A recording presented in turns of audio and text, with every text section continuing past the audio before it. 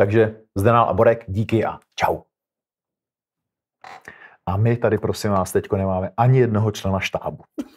Takže teďko jeden z nás, my si tady střihneme, musí vstát, musí za nima dojít až ven, kde prší mimochodem, zrušit jim cigár pauzu a říct jim, ať to celý pauznou. Takže... Já jsem se vypnul. Já tam pojď střihnout. Dám kámen. 1, 2, 3. No, to je Zdenal. To je překvapení.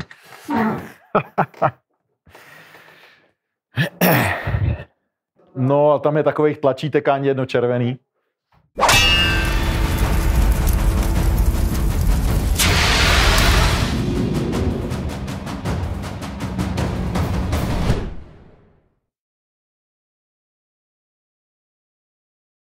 Ahoj, je tady zase Zdenal a Borek a jsme tady nad dalším šermířským videem. Co máme tentokrát? Máme finální duel z filmu Rob Roy.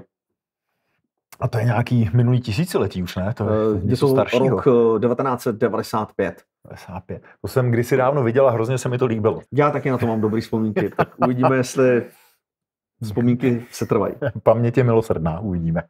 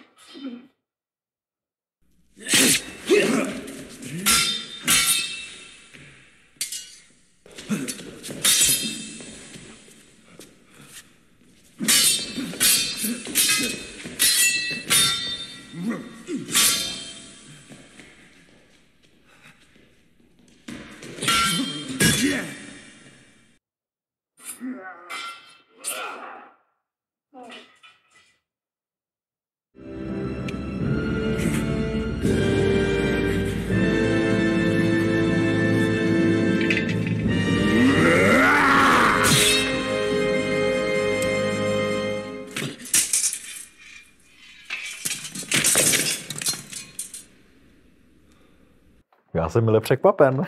Hele, já taky. Já v podstatě až na pár drobností se mi to líbilo. Si k sobě na začátku přijdou o nebo hlavu menší. Takže vlastně, že 3/4 lidí by si vsadila, že Rob Roy udělá a bude konec, budeme mít 2 malí a pak budeme mít 4 malí a pak už jako je zametem.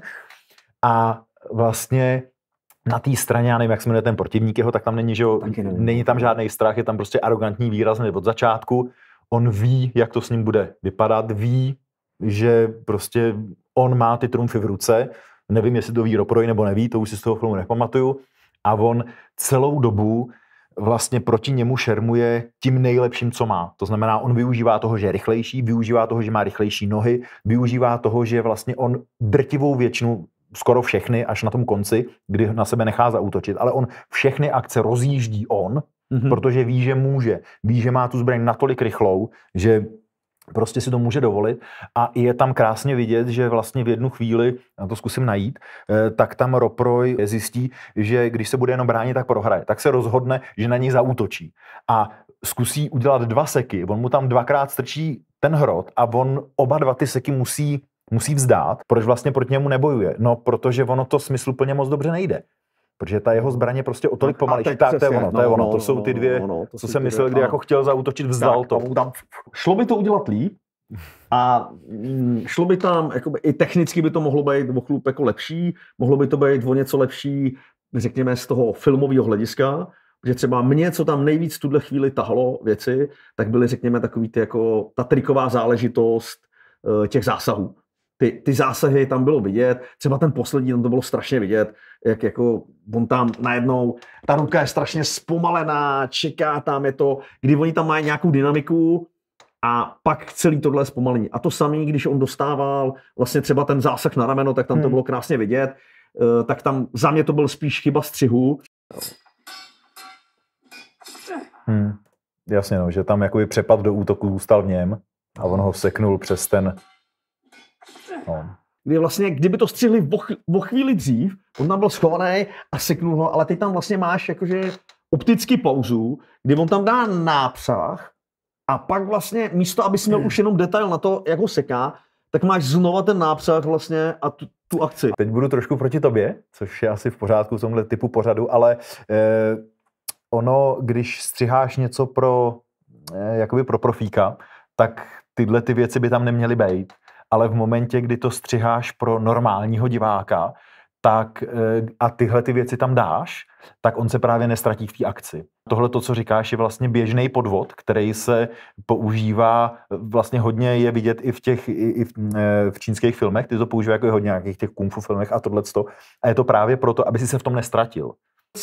Celkově je vlastně pěkný, kdy přesně je to takový to jako kočka z myší, kdy on ví, že má převahu, využívá toho, že má lehčí a rychlejší zbraň.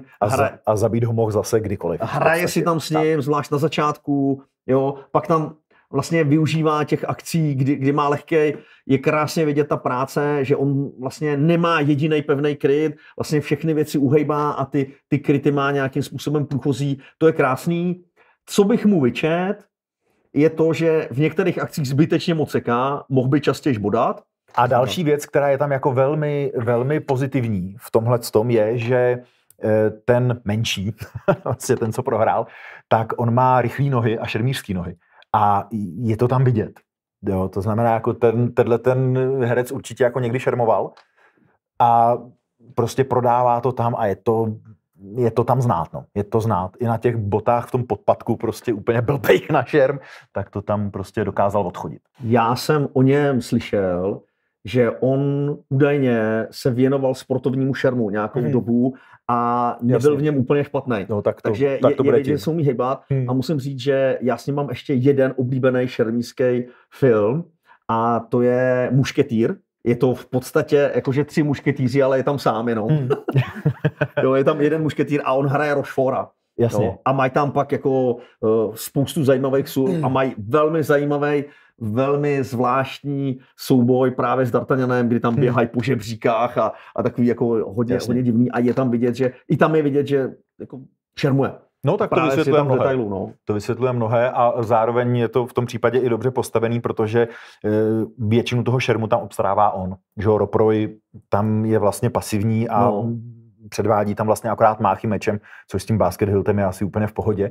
Teď to bude vypadat, že to trochu kritizuju, ale je to spíš jako taková drobnost. Mě tam překvapuje na tom Roprojovi, že ta jeho postava v tom souboji vlastně nemá vůbec žádný vývoj. On vlastně na začátku přijde s tím, že to teda zkusí nějak vyhrát. Od začátku se mu nedaří, ale všimni si, že on za celý souboj nic nevymyslí. Jemu na začátku nefungují velký rozmáchlý seky, v půlce mu nefungují velký rozmáchlý seky a ke konci, když už je hodně zraněný, mu nefungují velký rozmáchlý seky. Líbilo by se mi, kdyby v třetině zjistil, že to teda velkýma rozmáchlýma sekama nepůjde. Tak co? Tak se zkusím navalit? Tak se zkusím rozeběhnout, zkusím krátit vzdálenost. Kurňa, nevyšlo to. Tak ho zkusím bodat? Nebo rozumíš? Očekával bych, že tam bude, jakože pokaždý narazí do zdi, samozřejmě, ale že bude jakoby kreativní předtím, než umře. Že to je dobrý šermíř, tak by měl by být schopný adaptace. Teď nemyslím být schopný adaptace a vyhrát, ale být schopný vlastně po 10 vteřinách zjistit, že to, co dělám, nefunguje, tak bych měl šáhnout do kapsy a vytáhnout nějakou jinou verzi technik, který teda taky nefungujou. No tak pak tady mám ještě tyhle a ty taky moc. A to mi tam trošku jako z toho choreografického hlediska chybí, ale říkám, teď už jako si vymýšlím jako velký jako drobnosti, abych tomu aspoň něco vytknul. Jo, ale jako jinak za mě je to dobrý. Mně z dnešního pohledu chybí pak, řekněme, trošku víc práce s tím dramatičném, že kdyby třeba tam dali víc zdůraznili třeba zvuk, jak dejchá prostě Rob Roy, jak už je čím dál tím unavenější, tak mě by to dneska vtáhlo mnohem víc do té akce. Že ta akce je hezká, ale s ohledem na to, že já předtím nemám za sebou hodinový film, kdybych s těma hrdinama se nějakým způsobem žil a koukal na to jenom jasně. Teď, tak vlastně ta samotná akce mi chybí, aby měla jako trošku víc té vnitřní dramatičnosti. Že aby to byl špičkový souboj, tak bych třeba potřeboval, aby tam bylo cítit, jak on se tam zadechává, aby tam byl víc třeba jasně, ten jeho hlasitý dech a takovéhle věci, abych to víc s ním prožíval. Jako. Sválně, kontrolní otázka. Všim si, co tam mají za muziku pod tím soubojem? Ne. Vůbec žádnou. Jo, to znamená, že vlastně oni se vůbec neschovávají pod nějaký ten zvukový podkres, není tam vlastně nějaký, vlastně oni tam nemají ruchy. Nebo ruchy. Oni tam mají ruchy jenom jakoby toho, jak chodějí a toho, jak cinkají ty zbraně, ale vlastně oni neutekli do žádného audia. Dneska se to standardně dělá tak, že Kapitán Amerika skočí do prostředka ulice, začne se s někým prát a začne hrát, že jo, nějaká velká muzika, každou chvíli proložená výbuchem. A to vlastně tě jakoby zvukově strhne do nějakého toho, jako, že do nějakého pocitu, že vlastně ta zvuková kulisa ti dá to napětí, dá ti to všechno. A o to oni se tady úmyslně připravili. Tady je to celý vlastně úplně potichu.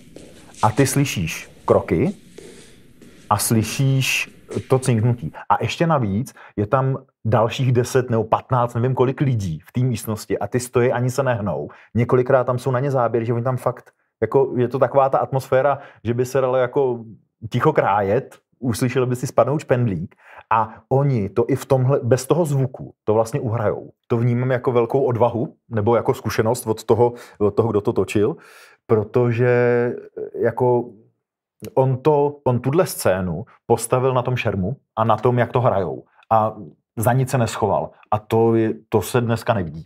Já si troufnu říct, že za mě 9 z 10.